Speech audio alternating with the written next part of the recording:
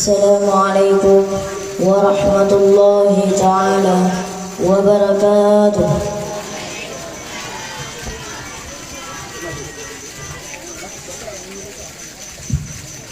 أعوذ بالله من الشيطان الرجيم.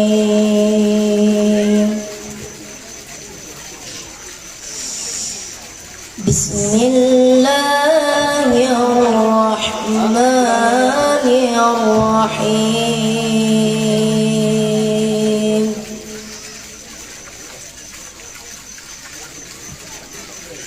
سبحان الذي أسرى بعبده ليلا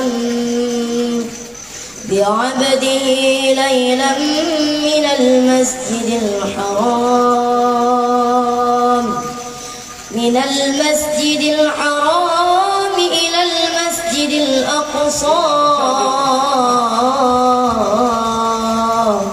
إلى المسجد الأقصى الذي باركنا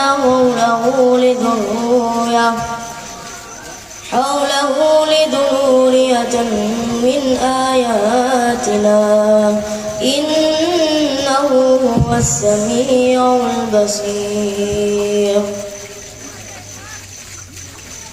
وآتينا موسى الكتاب وجعلناه هدى لبني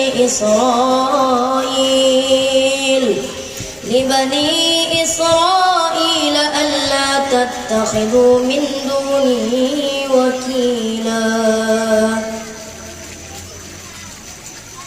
ذرية من حملنا مع نوح إنه كان عبدا شكورا. وقضينا إلى بني إسرائيل في الكتاب لتفسدن في الأرض مرتين ولتعلن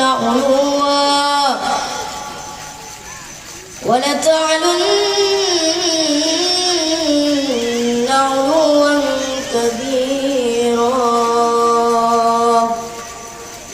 صدق الله العظيم. السلام عليكم ورحمة الله وبركاته.